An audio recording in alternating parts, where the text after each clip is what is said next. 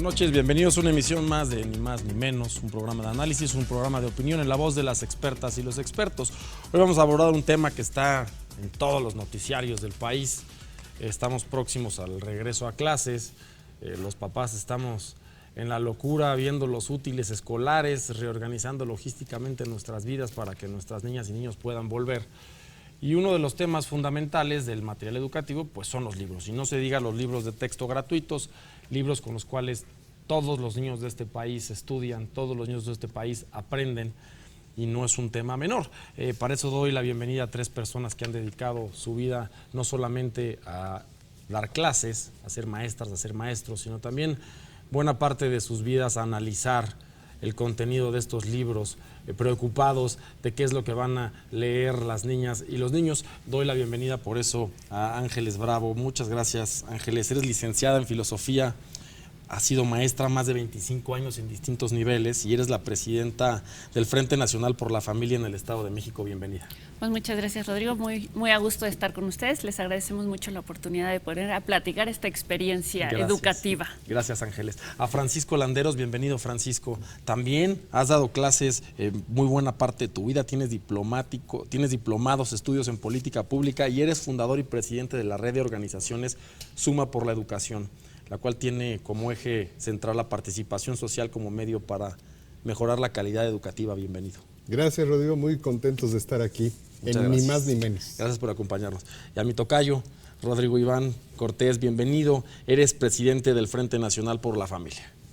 Muchísimas gracias y es un gusto estar aquí. Muchas gracias. Pues vamos a empezar con una breve introducción. No es un tema nuevo, el de los libros de texto gratuitos. Cabe decir que tiene casi 200 años, que fue el presidente Gómez Farías, en 1833, el primero que empezó a hablar de la educación, de cómo institucionalizarla, y uno de los factores fundamentales que se necesitaban era los libros de texto. Las personas hasta el siglo XXI siempre nos educamos con libros, hoy lo hacemos también de manera digital, pero con libros digitales. No podemos pensar en la escuela, en el colegio, sin los libros.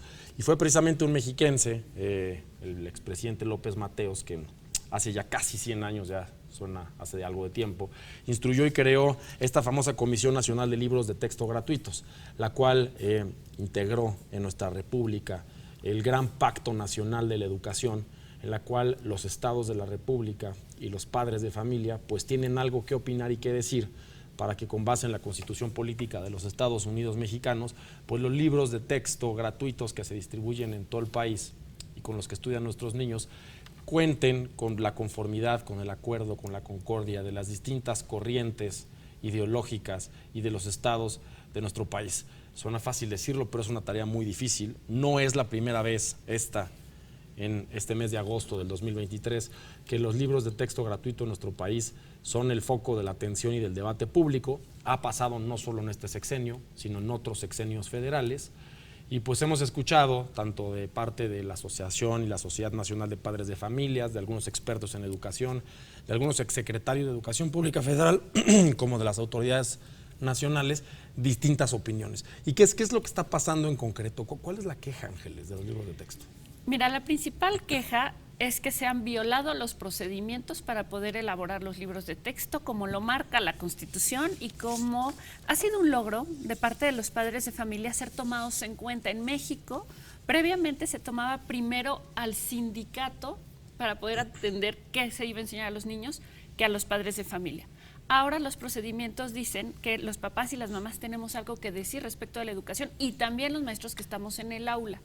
Los que somos maestros sabemos, muchas veces nos quejamos de cómo es posible que no haya alguien que se dedique a estar en el aula y que después pueda hacer programas educativos que estén de acuerdo a lo que estamos viendo nosotros todos los días en el salón. Entonces, ha habido un logro, un avance importante para ir logrando que los libros, de acuerdo a los planes y programas de estudio, se hagan también en conformidad con lo que los papás, las mamás y los maestros y maestras queremos. Bueno, eso no existió. Es lo primero que empezó a pasar. Eso fue el primer foco rojo que empezamos a ver con estos libros. Que los procedimientos todos se violaron, que los padres y las madres de familia, así como todo el magisterio, no fue tomado en cuenta, porque fue tomado en cuenta solamente algunas personas, quién sabe bajo cuáles criterios, ¿no? Y hoy están impresos los libros. ¿Ya están hechos? Son cerca de 200 millones de libros de texto gratuitos los que no solamente se imprimen, sino se distribuyen a nivel nacional, con un presupuesto estimado para este año de más de 1,000 millones de pesos. No es un tema menor, ya están impresos y si este procedimiento los padres de familia y algunas secciones del magisterio sienten que no fueron tomados en cuenta, pues parece que el esfuerzo de que se modifiquen ya es un poco palo de ciego, ¿no? Sí, efectivamente, pues como pueden ver ustedes en cámara, en cuadro, pues están ya los libros impresos, son muchos millones de ejemplares y efectivamente, como dice Ángeles, el primer gran error es que se violó el procedimiento de consulta a maestros, padres de familia, autoridades, organizaciones sociales. Incluso los propios gobiernos estatales, sus secretarios, pues no fueron consultados, ¿no? Fue esto, incluso la información está reservada por 5 años de cómo fue este supuesto proceso y no conocemos con claridad cómo se elaboraron, ¿no? Entonces, ese es un primer error. Y otro segundo error es pues ya el tema de los contenidos, que es pues lo más grave porque van justamente en contra del presente y del futuro de los estudiantes. Entonces, podemos ver en todos estos libros como un primer gran error, hay fragmentación en el conocimiento, ¿no? Ustedes pueden ver aquí cómo pasamos de hablar de una canción con olas a luego hablar de nutrición, cómo hacer un omelette de huevo, y luego pasamos a la historia de los sabores de las plantas, y luego de esto, de hablar de plantas, pues pasamos a sobre las rocas, en fin, y luego pasaremos a matemáticas, luego pasaremos a sexualidad, a hablar de mujeres, en fin, entonces eso es un punto, Rodrigo. Y el otro punto grave es la disminución del conocimiento en materias claves para el futuro de los niños. Matemáticas se reduce en todos los libros que ustedes ven a solo 27 páginas. La materia de español se reduce también sustancialmente a menos de 30. Y entonces pues no se habla de temas fundamentales para el desarrollo de los jóvenes y niños. No hay, por supuesto, nada de inglés, no se habla de tecnología, no se menciona la ortografía, y en cambio en eso nos quedamos a veces en algunas recetas, saberes muy locales, que pueden no estar mal, pero no es lo que necesitan los niños y niñas de este país, y tampoco los niños mexiquenses, para su desarrollo futuro y presente.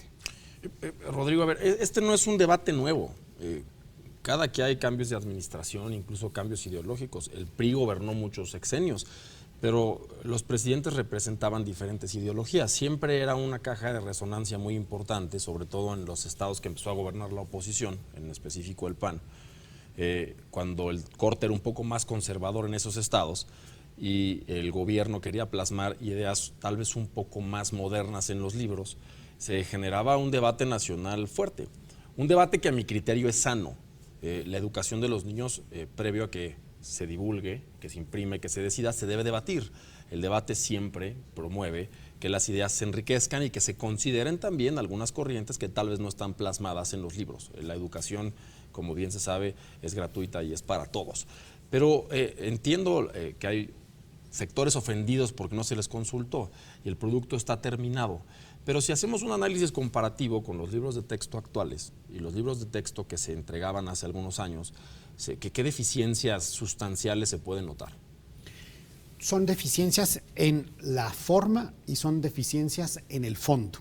En cuanto a la forma, lo primero que hay que decir es que violan la Constitución, violan la Ley de Educación, violan el debido proceso educativo y el gobierno está incurriendo flagrantemente en un desacato, no solo al imprimir libros que no cubrían los requisitos mínimos para ser considerados libros de texto gratuito de educación, y al estar ya en las bodegas estatales en un doble desacato por distribuir eso que estaba ya dictado por juez federal que no debía hacerse. Sí, hay un amparo, ¿no? Hay un amparo que tiene suspensión definitiva, que está desacatando flagrantemente el Ejecutivo Federal.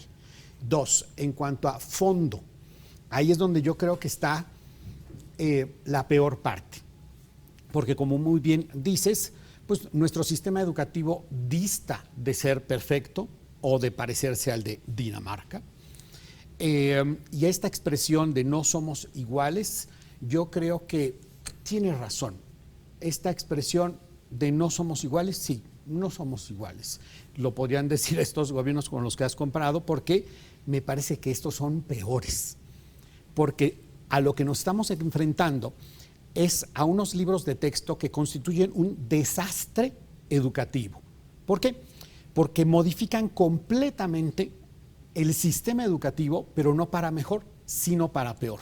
Y los avances que se tenían de profesionalización a lo largo de décadas de esfuerzo conjunto entre maestros, expertos, padres de familia y gobierno, se echaron por la borda, sin planes ni programas pedagógicos, en donde hay una innovación, entre comillas, que no es otra cosa más que una ocurrencia hecha a las prisas, en donde se cancelan completamente los libros de ciencias, es decir, matemáticas, biología, física, y se construyen unos panfletos que son como unos collage tutti frutis, como nos acaba de mostrar Francisco, en donde lo que podemos detectar y que se ve aquí y que tenemos las probanzas para comentarlo, es una sobreabundancia de ineptitudes negligentes, fallas ortográficas, errores en las exiguas cápsulas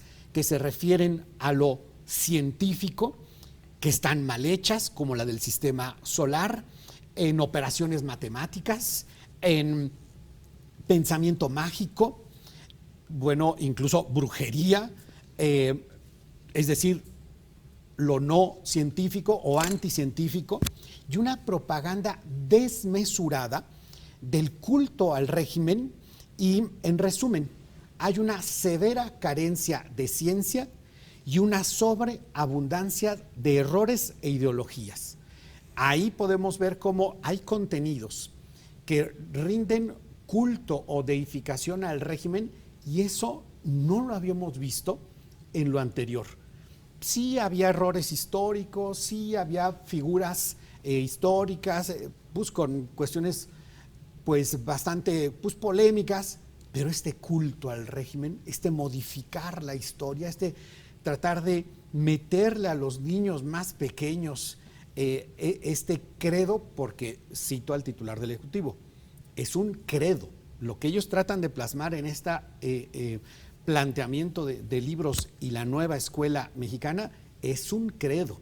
Y por cierto, ante esta expresión nueva escuela mexicana, podríamos decir que más bien son las viejas recetas para control poblacional, y lo que vemos desgraciadamente es que lo que fomentan es la ignorancia y la miseria. Vemos que con estos planteamientos, si los comparamos con lo que va a estar pasando con la educación privada, en donde sí les van a dar ciencias, sí les van a dar matemáticas, sí les van a dar biología, sí les van a dar los elementos para hacer que pueda haber movilidad social y puedan avanzar en la vida, estos no.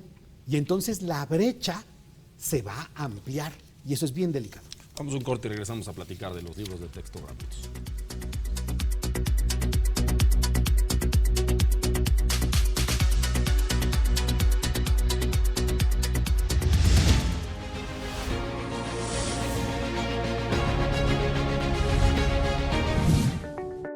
La historia de los libros de texto gratuitos se remonta a 1833, cuando el vicepresidente Valentín Gómez Farías expidió una ley que creaba la Dirección General de Instrucción Pública para el Distrito y Territorios de la Federación, cuyo artículo 10 disponía que se designarían libros elementales de enseñanza proporcionados gratuitamente por todos los medios conducentes. A pesar de estas intenciones, el proyecto original de Gómez Farías no se concretó. Fue hasta la creación de la SEP en 1921 cuando aparecieron ediciones que llevaban a las aulas el sentido social de la Revolución Mexicana.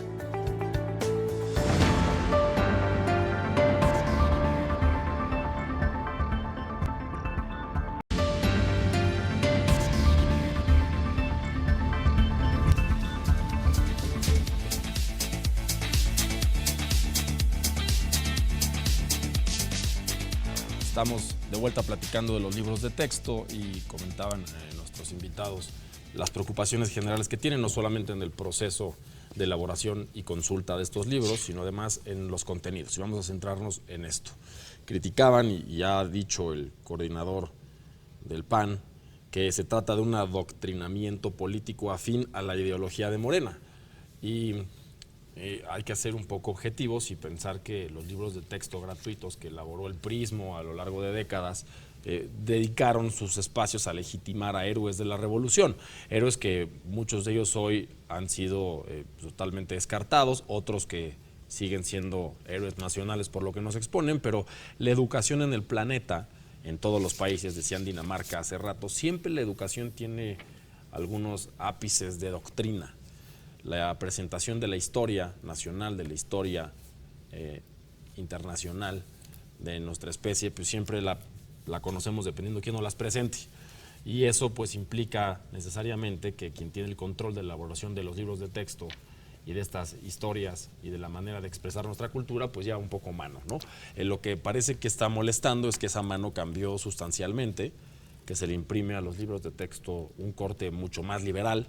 Incluso he leído que algunas expresiones públicas comentan que no están de acuerdo en que se hable de nuevos géneros o de comunidades transgénero en los libros con los niños. Y esto, pues bueno, ha generado también un debate muy rico, ¿no? En qué puede o qué no puede conocer un niño contrastado con la realidad mundial y nacional. Yo no he dado clases a niños de primaria, a niños de secundaria, pero tú sí, Ángeles, o sea, tú tienes mucha experiencia en el tema, tú sabes realmente cómo ha cambiado la calidad de los textos a lo largo de los años. La calidad ha bajado muchísimo. Este no es un tema nuevo. Es decir, la calidad sí viene bajando constantemente. Cada reforma educativa ha ido quitando contenido, ha ido quitando rigor, ha ido haciendo a nuestros alumnos menos capaces de poder entender un texto. No entendemos, el libro mismo lo dice, yo leí el libro para el maestro. El libro mismo del maestro dice que no es necesario tener una gran cultura. Lo que no entendemos es que a través de la cultura general podemos ir articulando todo lo que va pasando, lo vamos entendiendo y lo vamos interpretando de mejor manera. Entonces, cuando un niño no tiene un uso del lenguaje amplio, el mexicano común utiliza menos de 1000 palabras, cuando el idioma español tiene más de 100,000 palabras. Entonces, ¿qué pasa? Que no podemos interpretar, no podemos leer, no podemos pensar con claridad, y este es un problema de rigor científico que claramente lo expresa el libro del maestro. No queremos una educación basada en el rigor científico. Y hace una crítica desde el positivismo hasta nuestros días. ¿Por qué no quieren un rigor científico? Ellos quieren saberes, eso dice el texto del maestro. Queremos quitar la hegemonía de la ciencia y meter saberes. Y en esto de meter saberes es ¿Pero qué cualquier es meter experiencia saberes? que cualquier gente pueda tener en la calle, eso es un saber, ¿no? Entonces, eso es muy complicado. O sea, nuestra cultura popular va a dominar los libros de texto sobre la ingeniería educativa basada en la ciencia en el mundo. Si fuera cultura popular estaría más o menos amable, pero ni siquiera es eso, porque sí hay una orientación a deshacer ciertas tradiciones culturales y formar otras. Efectivamente, lo decía Rodrigo hace un momento, hay una especie de catequesis que se lee claramente cuando tú lees toda la propuesta dirigida a los maestros. Porque también el libro del maestro dice, esto te está dando como flashazos. No es necesario que un niño se acabe este libro, no aspiran a que los niños hagan todos los ejercicios que vienen aquí, aspiran a que cada quien tome del libro pues lo que cada quien quiera. Entonces, si tú haces compatible eso con la formación que viene de las normales, lo que va a pasar es que el maestro va a hacer lo que bien pueda, Claro. sin el apoyo real de un libro que le ayude al niño a estructurar conocimientos, a estructurar su pensamiento, a poder hacer planteamientos.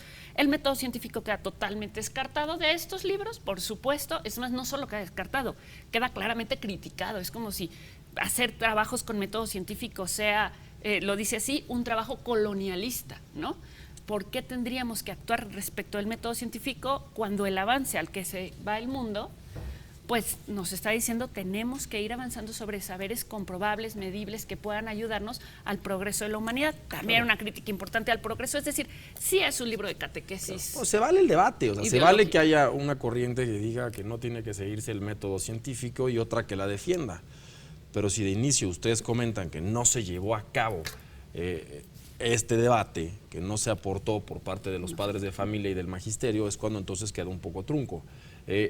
Comentabas, Rodrigo, hace rato que solamente tiene 30 páginas de matemáticas un libro. ¿Esto es mucho, es poco, comparado con qué? Claro, mira, dependiendo del grado, hay un grado en el cual eliminan un libro de más de 200 páginas de matemáticas para reducirlo en esta eliminación para emitir este collage a 9 paginitas con cápsulas que contienen errores matemáticos. Entonces, de más de 200 a 9 es dramático el quitar el saber matemático, que es sumamente importante para la movilidad social, Claro. para el poder generar una habilidad clave. Entonces, sí, en otro, estamos hablando de otro libro de casi 300 páginas a 30 páginas. Es decir, en todos los casos la disminución es evidente. Pero, a ver, esa es una pregunta natural. Los padres de familia, ¿vamos a confiar en la maestra, el maestro que está en el aula, en el magisterio? O sea, ¿quién lleva la batuta de la educación? ¿El maestro o el libro? El libro al final es una guía sobre cuál el maestro homologa la educación que va a impartir al niño. Y eso implica que si yo estudio en el Estado de México, en Zacatecas o en Veracruz, pues tuve acceso a la misma guía homologada que es un libro. Al final eso es un libro de texto. Pero estamos entonces confiando en que el magisterio no necesita más que 30 páginas.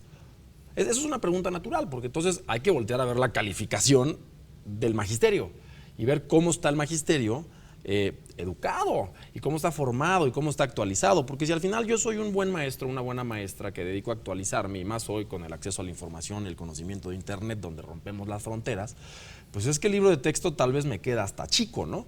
No sé si me explico, tal vez digo, bueno, pues tiene 30 páginas, pero es que yo le voy a dedicar todos los días a las matemáticas de mis alumnos. O sea, al final lo que yo les quiero preguntar es, ¿por qué tanta preocupación a los libros de texto? ¿Tanta desconfianza tenemos en el magisterio nacional? No, porque ahí me gustaría decir, la apuesta de este régimen es a destruir el sistema y poner el suyo.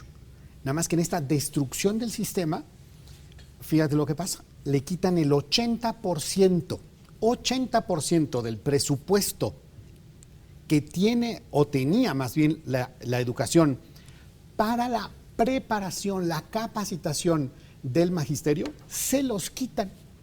Los dejan prácticamente con un 20% muy, muy exiguo para algo que ellos no conocen y en algunos lugares rechazan completamente. Por ejemplo, la coordinadora de la educación, que es una instancia pues, a tomar en cuenta, ya dijo de manera explícita que no va a utilizar esos libros. Varios sectores en varios estados, también de parte del magisterio, dicen esto es un despropósito porque no tenemos el plan, no tenemos los programas, no nos han capacitado y sin embargo quieren que utilicemos algo que elimina todos los libros que teníamos antes para hacer algo para lo cual no estamos capacitados.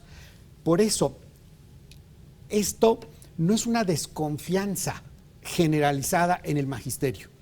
Esto es una denuncia para un régimen que quiere destruir el sistema educativo.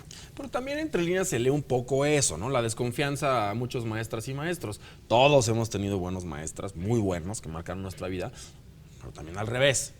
También sabemos que el magisterio a nivel nacional tiene muchas cosas positivas, pero muchas cosas que mejorar. Al final, tampoco se trata de que nuestros estudiantes, alumnas en el país sean autodidactas, que se dediquen a leer un libro, porque entonces dejaremos de invertir miles de millones de pesos en instalaciones educativas, en maestros, y simplemente haríamos libros y muchos de ellos digitales, porque pues, son muchos árboles. O sea, ya invirtieron 1,000 millones de pesos en libros. Y no se diga lo que se gasta en los salarios de los maestros, es incomparable, es la nómina más grande del continente, la nómina de los maestros del país. Entonces, los maestros sienten flaco en general, algunos sí, algunos no, porque también los maestros en México son un grupo político muy importante que muchos de ellos apoyan el actual régimen, es más, la mayoría. No, a ver, Rodrigo, tocaste un punto medular. Primero mencionaste en tu intervención que si estos libros o los libros de texto eran la panacea para la educación. La respuesta es no. Ni estos ni anteriormente deben serlo. ¿Por qué? Y más en este siglo de la tecnología y la modernidad, pues no debemos basar toda la educación solamente en estos textos, sería un error. Entonces, ¿qué hay? Hay muchos recursos, está la tecnología, las redes, hay otros libros de gran calidad.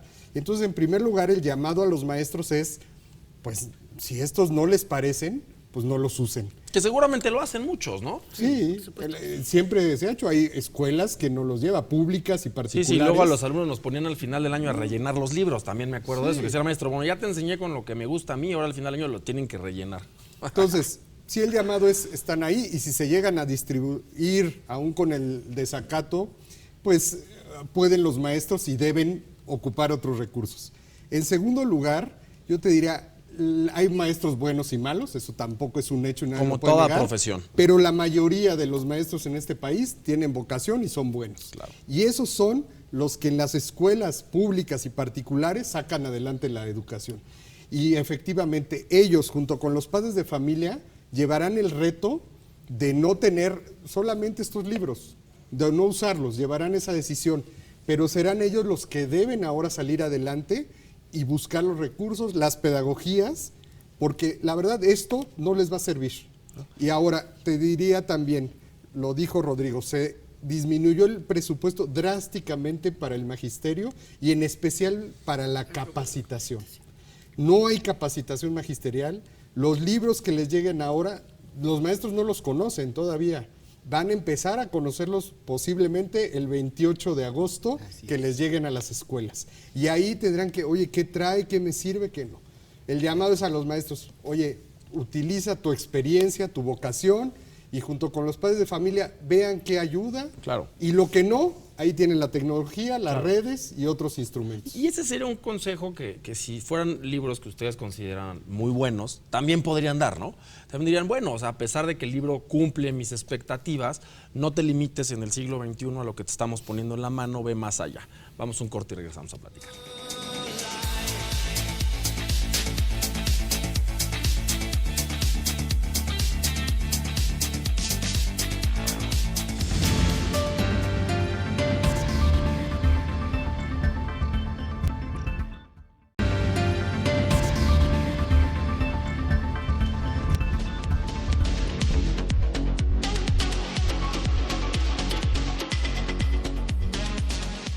Estamos de regreso platicando ni más ni menos de los libros de texto, y una sugerencia que le hacen a los maestros es que no utilicen solamente estos libros, sino que vayan más allá con otras herramientas. Los padres de familia, las madres de familia que nos están viendo, pues este es un poco una verdad de perogrullo en la educación de nuestros hijos. Siempre vamos más allá de lo que nos ponen a disposición en los útiles escolares, en los libros, en la educación. La educación es continua, no solamente es en la escuela, también es en casa. Pero ha habido críticas muy fuertes. Ayer, hace unos días, hubo una conferencia de prensa de las autoridades educativas federales en la cual hacían un comparativo de fe de ratas. Fe de ratas es cuando se imprime un error en un libro y hay que corregirlo. Esto pasa en las editoriales. Ellos decían, tenemos identificadas, por lo que han comentado en redes sociales, cerca de 20 fe de ratas. Y pusieron un cuadro comparativo con los libros del sexenio anterior y dijeron, tienen más de 176. Yo pensaba, es que no se trata de decir quién tuvo más errores, o quién lo hizo mejor, o quién lo hizo peor, quién justificaba una figura histórica que tal vez puede ser una aberración. Se trata de que nuestras niñas y nuestros niños tengan acceso, pero ¿por qué Dinamarca?, a la mejor educación del planeta. Y sí es cierto que muchas veces el libro de texto acaba siendo para el alumno la única fuente de información y conocimiento, porque a veces el maestro tampoco llega o simplemente no quiere explicar eso, y todos acabamos tarde o temprano pues leyendo los libros, y no solamente los niños, también los padres de familia. Entonces, yo aprecio mucho que haya personas en nuestro país que se le estén tomando el tiempo para revisarlos, para alzar la voz y para decir, pues esto está bien, esto está mal, con esto estoy de acuerdo, con esto no estoy de acuerdo. Pero también creo que tal vez la solución en nuestro país es ir un poquito más hacia el futuro y menos hacia atrás, ¿no? Tal vez dejar de ver que los libros de texto impresos tienen que ser la solución a nuestro sistema educativo, y pensar un poco que el complemento tiene que ir a lo digital, tiene que ir a las nuevas maneras de educar, y que sin duda los más interesados en esto pues van a ser los maestros, ¿no? Sí, pero bueno, vamos a ser realistas. ¿Cuántos niños en México tienen acceso al mundo digital? Ese es uno de los los grandes problemas que dejó la pandemia, que es otro tema considerado. O sea, estos libros llegan en un momento crítico. La deserción escolar que dejó la pandemia, el rezago educativo que dejó la pandemia, se debió gran parte de eso a los recursos digitales. No todos los niños en este país pueden acceder a una computadora, no todos los niños en este país tienen celular o señal. Entonces, ¿qué pasa? Que, claro, el maestro hace lo que puede y como estás tú dándoles materiales insuficientes a los maestros van a tener que poner de su bolsillo el material que corresponde y que quieran meterle extra a sus alumnos. Claro. Porque además no puede pedírselo a Y eso pasa, el maestro le mete lana, ¿no? Y siempre lo hace, o sea, todos los maestros siempre lo hacen. Yo cuando entré a trabajar en la empresa por primera vez, me sorprendí que yo podía pedirle a la empresa de, oye, necesito una pluma, necesito no sé qué, porque los maestros compramos nuestras plumas, compramos nuestras tijeras, compramos nuestros plumones, sacamos nuestras fotocopias, vamos de nuestro propio dinero a pagar todo lo que queremos ofrecerle a nuestros alumnos. Un buen maestro no necesita un libro, eso es cierto. Pero también un buen maestro necesita apoyos, capacitaciones, una serie de situaciones que no se están dando. Entonces, sí confiamos en que el tema educativo se pueda apoyar con nuevas tecnologías, pero otra vez haríamos lo que nos dijo Rodrigo, estamos separando a la población entre los que sí tienen acceso a la tecnología y los que no. Porque un niño que vive en la Sierra Gorda de Querétaro no va a tener el apoyo tecnológico que tiene un niño que vive en el centro de Toluca. Pero luego los niños de la Sierra Gorda de Querétaro no tienen maestro meses. A ver, había un proyecto muy grande, una política pública nacional que se llamaba México Conectado el sexenio pasado, que se dedicó a conectar sitios públicos. El 80% de los sitios públicos eran escuelas. Y la Secretaría de Educación se dedicó a la compra de las famosas tabletas, que también fue un escándalo después, ¿no? Que las tabletas si funcionaban o no funcionaban. Entonces fue un esfuerzo del gobierno anterior de intentar apostar a la digitalización. A decir, pues pongo internet de banda ancha en las escuelas, que paga el gobierno mexicano, así sean escuelas rurales en la Sierra Gorda, porque lo hacían también con internet satelital, que es costoso, pero conectaban a las comunidades, y doy tabletas.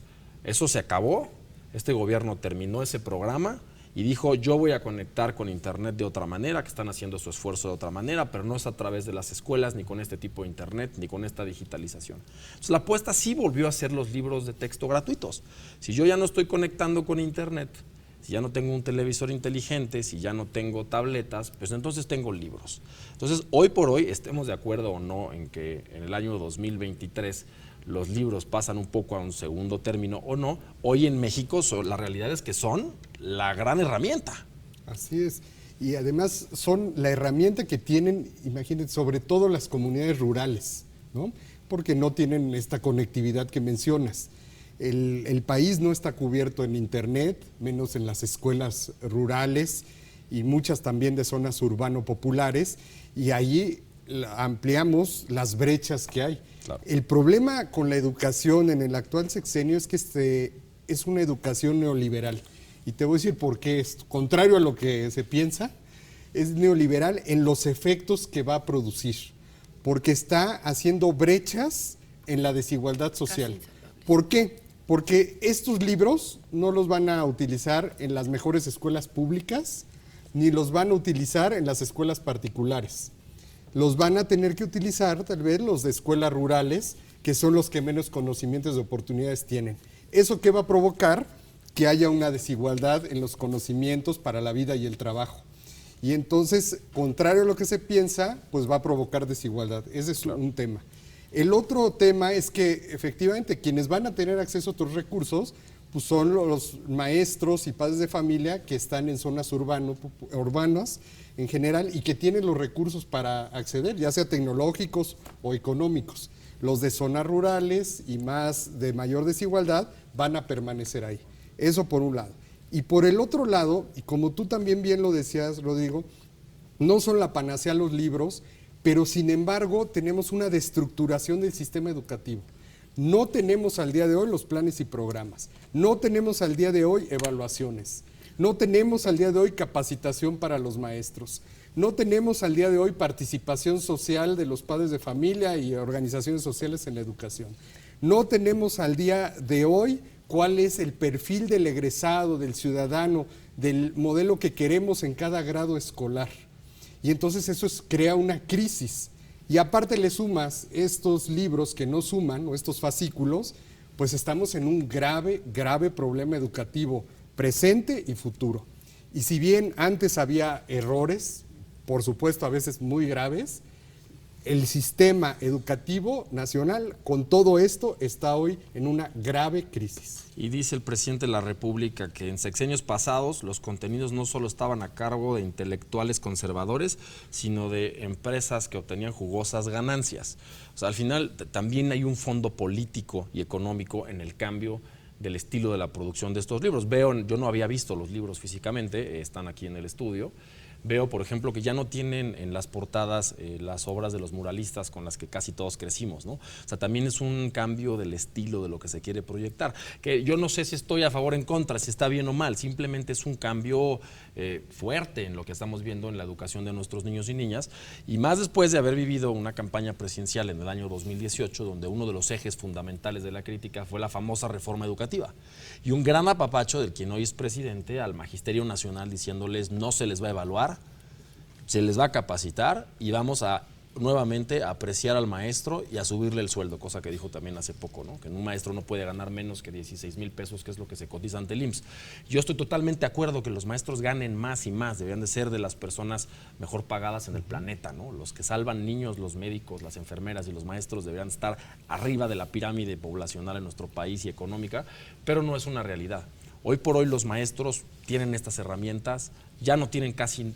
La mayoría ya no tienen internet en sus escuelas. Sé que hay algunos que lo pagan entre varios y llegan del módem a la escuela, pero los padres de familia también estamos obligados a leer estos documentos para complementar. Y si no estás de acuerdo, papá, mamá, lo que dice el libro, pues entonces educa también a tu hijo, ¿no? También te obliga un poco a investigar y educar. O sea, también es un poco el cambio de paradigma en este siglo de que el papá y la mamá ya no podemos ser pasivos nada más. Yo creo que Francisco dice una cosa que me parece muy buena, que es el modelo de negocios que va a generar esta carencia educativa. Va a ser una gran oferta de apoyos de escuelitas que den clubs de tareas de las tardes que sirvan para suplir esto. Ya existe, pero va a existir de una manera mayor. Yo supongo que los papás nos vamos a tener que involucrar, porque cuando tú le preguntas a tu hija las tablas de multiplicar y no se las sabe, te empiezas a preocupar. Cuando tú te das cuenta que tu niño no va a poder acceder a la universidad porque no va a poder pasar los exámenes de acceso a la universidad, te vas a tener que preocupar por pagarle. Y universidades públicas. Por supuesto. Es más difícil entrar a una universidad pública en México que con una privada, eso es lógico. Prepa pública, o sea, haz un examen de ingreso a la prepa pública. No van a poder, con esto no van a poder con un examen de acreditación para entrar a la prepa. ¿Y antes sí podían? Pues un porcentaje, pero ahora pues lo vamos a ver muy disminuido, o se hará lo que, como en el magisterio se llama, la campana, o sea, darás la calificación más alta como la buena y de ahí aceptas a los que sean. ¿Por qué no me hicieron a mí eso en la escuela? Le hubiera presentado las notas a mi mamá tan diferente con una campana. Claro, por supuesto que sí, eso va a pasar. Bueno, vamos a un corte y regresamos a platicar de los libros de texto gratuitos.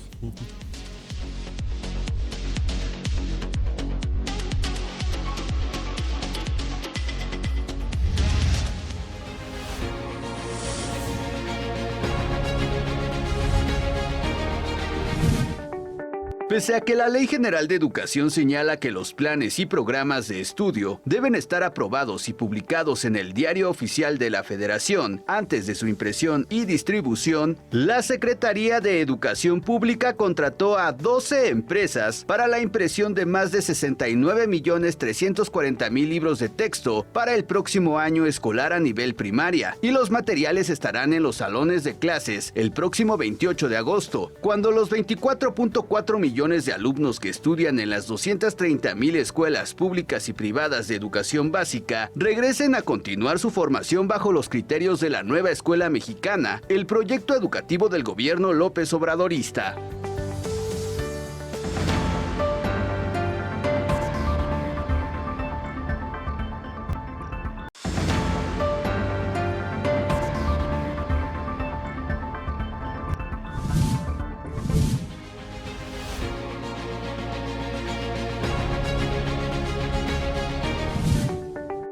La Comisión Nacional de Libros de Texto Gratuitos es el organismo público descentralizado de la Administración Pública Federal que para cada ciclo escolar produce y distribuye de manera gratuita los libros de texto que requieren los estudiantes inscritos en el Sistema Educativo Nacional, así como otros libros y materiales que determine la Secretaría de Educación Pública. Esta comisión fue creada el 12 de febrero de 1959 en la administración del presidente Adolfo López Mateos, siendo Jaime Torres Bodet quien fungía como secretario de Educación Pública.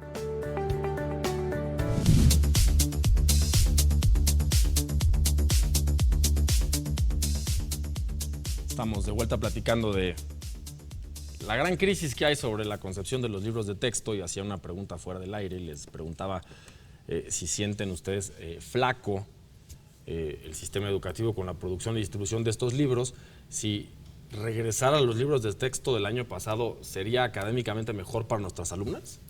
Posiblemente sí, porque hay estructura. Yo creo que tendríamos que decir, estos no son libros de texto en realidad. O sea, son proyectos, ¿no? Ni siquiera se ha educado a los maestros en la escuela de proyectos, pero bueno, estos son proyectos, no son libros de texto. El día en que te falte un maestro, ¿cómo le vas a hacer? Porque esto es una realidad de nuestras escuelas públicas. El maestro falta constantemente y tú sacabas el libro de matemáticas, sacabas el libro de español y te ayudabas con las lecciones. Sí, esto guía. No tiene lecciones. Ya. Entonces, el maestro va a quedar desprotegido cuando haya cualquier contingencia, incapacidad, dificultad, incapacidad laboral por salud, lo que sea. O sea, el maestro queda desprotegido. Y luego además, como ni siquiera saben cómo van a evaluar esto, o sea, los maestros no sabemos cómo vamos a evaluar a nuestros alumnos, porque van a desaparecer, según ellos, las calificaciones neoliberales y conservadoras. Entonces yo no sé cómo vamos a saber si nuestros niños van avanzando o no, o progresan. Pero vamos a ahondar en esto. ¿Las calificaciones son neoliberales? O sea, Sí. ¿ese es el concepto? Ese es el O sea, concepto. del 0 al 10 ya no va a existir. Es parte de la cultura hegemónica neoliberal. Pero el y mundo, conservadora. independientemente de la ideología, no funciona así. Bueno, ni Cuba ni Venezuela. Perdón, en Cuba las universidades son muy exigentes. Y claro que existe la excelencia académica. Bueno, el deporte cubano, el deporte en el mundo se mide también con números. Das la prueba o no das la prueba, eres campeón o no eres campeón, vas para las Olimpiadas o no vas para las Olimpiadas. Entonces, ¿cómo vamos a poder nosotros medir el avance académico de un niño o una niña? ¿Como Te lo voy a suficiente, contestar insuficiente?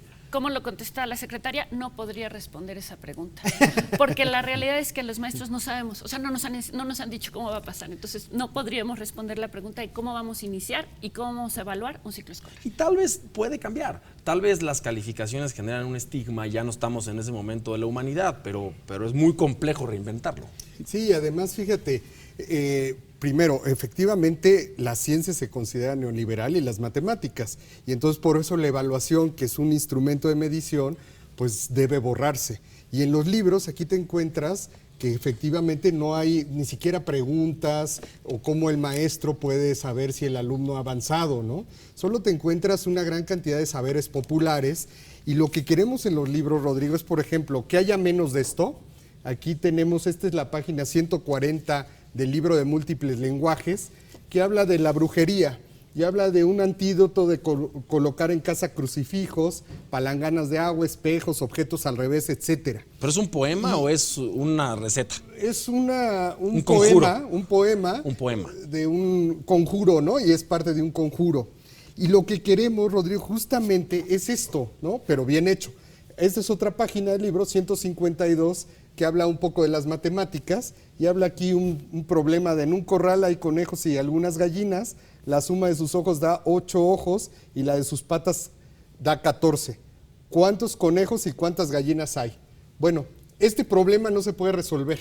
Está aquí también este libro, está mal planteado, háganlo en sus casas, cualquier maestro puede intentarlo, y no se puede resolver. Entonces, mientras los libros tengan este sentido de que la ciencia es neoliberal, las matemáticas, la evaluación, pues rompen el esquema, y eso no es una realidad. Se vive en un mundo con una perspectiva más localista y poco afortunada, y que nos lleva a que los niños no puedan estar preparados, ¿no? Claro. Y estos problemas que estamos viendo, que tal vez es un mal approach académico para los estudiantes, no veo un dogma implícito en ellos. ¿Tenemos algún ejemplo de algo que sea dogmático, que digamos, hijo, es que mira esto, estamos evangelizando hacia una corriente política o no? Sí, mira, me parece que hay un punto que es clave para lo que es la desestructuración del sistema. El no tener parámetros internacionales y sí tener unos sesgos ideológicos muy pronunciados. Un parámetro internacional que sirve mucho para conectarnos con el mundo es el de PISA. la evaluación de PISA, que está dentro de la OCDE, del cual es México parte. Ahí es donde debemos de compararnos y competir. Al eliminarse esto, se está generando una brecha impresionante en cuestiones tan fundamentales como las habilidades matemáticas, las habilidades de lectoescritura, que son las dos piezas claves, y se genera una brecha digital, y más con esto de la inteligencia artificial, tremenda, que crea una brecha hacia adentro de México espantosa y una brecha global. Ya no estamos viendo los ejemplos de los países que están avanzando más en el ámbito educativo y conectándose con un mundo global, como es India, como es Corea del Sur, o como ya lo viene siendo de tiempo antes, Japón. ¿Y qué es lo que sí vemos? Lo que vemos es este sesgo ideológico, en donde vemos cómo en el libro para maestros se enfatiza una y otra vez que la aspiración es hacer como los rab-fac de la Unión Soviética, que hasta los rusos actuales dicen que eso no sirvió para nada, sino que fue un daño. Bueno, en los libros de texto y que en los libros para maestros se dice que esa es la aspiración, o como se plantean cuestiones de pensamiento mágico con expresa brujería, dices, oye, ¿esto para qué nos sirve? O en lo ideológico, lo que son esta promoción de la confusión de género y sexual, que no fue consultada con nadie. Vemos cómo proponen ferias de identidades, confusiones en términos de lo sexual, eliminando la referencia biológica, y lo que estamos viendo en conclusión es cómo se está utilizando la educación como un fijador social negativo. ¿Y eso es nuevo? Lo pregunto porque a este país moderno lo construyeron los funcionarios postrevolucionarios, que se acabaron a figuras como Porfirio Díaz y enaltecieron a figuras como Francisco Villa, que por cierto, oficialmente este es el año de Francisco Villa. ¿Es nuevo que pase eso en México? Yo creo que estamos regresando al origen del sistema político mexicano con el grito de Plutarco Elías Calles en Guadalajara, en donde gritó, espetó, que la conciencia de los niños y los jóvenes de México no le pertenece ni a la clerecía ni a los padres de familia, sino a la revolución, y la visión de la educación como un instrumento de control poblacional ideológico. A lo largo de los años, el sistema político mexicano fue depurando, quitando algunos de esos errores tan fuertes de su origen y profesionalizando en las últimas décadas con un esfuerzo enorme. Imperfecto, y a sí, codazos, pero enorme. me imagino. Y a codazos, la sociedad civil, claro, empujando los padres fuerte. de familia. Y lo que estamos viendo con este régimen es una vuelta al origen. Otro grito de Guadalajara, nada más que ahora es de Palacio Nacional, para decir la conciencia de los niños y los jóvenes de México no le pertenece ni a los neoliberales ni a los conservadores, sino a los del régimen. Y con exfuncionarios chavistas, ¿no? Leí Sí, que este señor Saadi, Arturo Loaiza Escalona, venezolano, fue funcionario chavista, y he visto videos en internet y en redes sociales donde está hablando en favor del comandante Chávez. O sea, al final sí tenemos que entender que la educación tal vez que yo le imparto a mis hijos no es la educación que todos quieren para los suyos, ¿no? Y hay un problema también, o sea, el planteamiento del libro dice que lo que queremos es regresar a una especie de identidad mexicana, lo que ellos quieran entender por esto, y que entonces tienen que regresar al sentido comunitario. Sin embargo, no hay un solo pedagogo mexicano citado en estos libros, cuando menos en el libro del maestro no hay ninguno. Está Vygotsky, está Bauman, que no es pedagogo, Paulo es decir, Freire, hay Paulo Freire, pero Marcuse, de los Sousa. grandes pedagogos mexicanos, ninguno. De los grandes secretarios de educación pública que ha habido en México, Justo Sierra Vasconcelos, ninguno. La idea de Vasconcelos de llegar a la escuela, esta idea del maestro misionero, desaparecida por completo. No hay pedagogos mexicanos, no hay recuperación del saber mexicano. En los libros de lenguajes, según ellos quieren recuperar las lenguas originarias, no tienen ni idea, ni les importa la gramática náhuatl, pero ni la del español, ni la del inglés, ni de ningún tipo. Entonces, la realidad es que ni regresa a los orígenes, no venía al pasado ni al futuro. Es como una colección de ocurrencias no hay planteamiento de identidad y tampoco lleva a una visión de futuro. Pues ojalá que este debate que se está generando culmine en el corto plazo en los mejores libros de texto de Latinoamérica. Voy a leer rápido 2 preguntas de la audiencia. Daniel Santamarina de Atizapán dice: ¿desde cuándo nos preocupan los libros de texto gratuitos? Llevamos décadas estudiando con los libros que la SEP decidía y ahora resulta que según la oposición estamos cerca de ser la Unión Soviética por unos libros de educación básica. Y dice Sateluco 43, estaba leyendo que Guanajuato está contemplando imprimir sus propios libros de texto, seguro van a tener el Padre Nuestro. Bueno, apreciamos sus opiniones y bueno, está generando debate, un debate que puede ser sano para los padres de familias, para el magisterio, para el gobierno y sobre todo para nuestras niñas y niños, y pues hay que meternos en lo que aprenden, hay que enseñarles a cuestionar y a pensar, ni más ni menos. Muchas gracias. Gracias.